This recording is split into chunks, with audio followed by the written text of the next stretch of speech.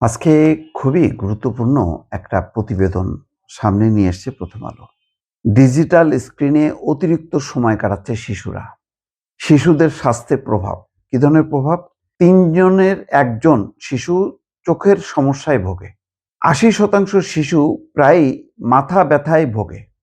১ থেকে ৩ ঘন্টা ঘুম কমে যাচ্ছে। শিশুরা গড়ে মাত্র ৭.৩ ঘন্টা ঘুমাচ্ছে, যা সুষ্ঠু বিকাশের জন্য পর্যাপ্ত নয়। ঢাকার শিশুরা দিনে ৫ ঘন্টা থাকে ডিজিটাল স্ক্রিনে। অনেক মা-বাবার নিজেরাই ৫ ঘন্টা স্ক্রিনে টাইম কাটায়।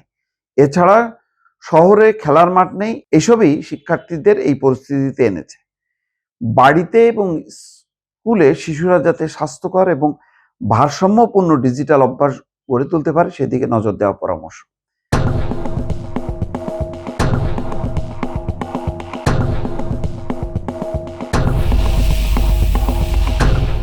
এইটার আসলে এই রিপোর্টটা প্রকাশ না হলেও আমরা নিজেরাই দেখতেছি যে আমাদের বাচ্চারা কিভাবে ডিজিটাল স্ক্রিনে এই মোবাইলে ঝুঁকে যাচ্ছে।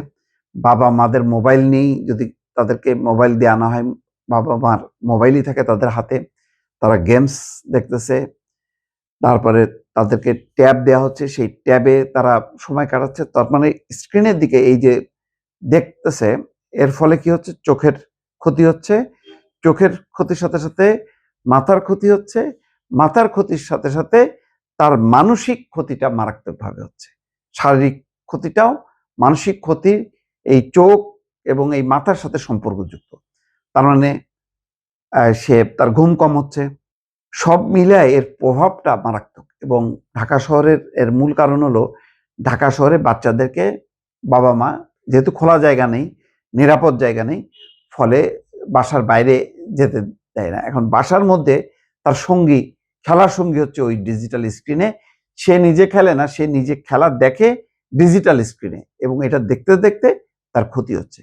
আগে টেলিভিশনে দেখতো, টেলিভিশন তাও একটু দূরে থাকতো, বড় স্ক্রিন, তুলনামূলকভাবে ক্ষতি কম হতো। আর যেহেতু মোবাইল স্ক্রিনটা ছোট, সেই মোবাইল স্ক্রিনে তাকে তাকে অনেক বেশি দেখতে হয় এবং চোখের উপর প্রভাবটা বেশি পড়ে ছোট স্ক্রিনে এবং কাছে সে ইচ্ছা মতন করে কাছে নিয়ে আসতে পারে।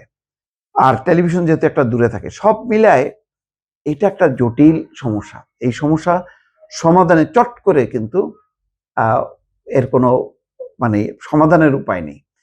এইটা হচ্ছে বাবা-মাকে তার অভ্যাস গড়ে তোলা।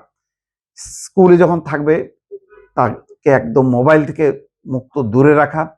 স্কুলে তাকে শিক্ষকদেরকে সেই পরামর্শ দেয়া বাচ্চাদের এবং বাসাবাড়িতে ওই মোবাইলের বদলে বরং টেলিভিশনের স্ক্রিনে কিছু সময় তাকে কাটানো।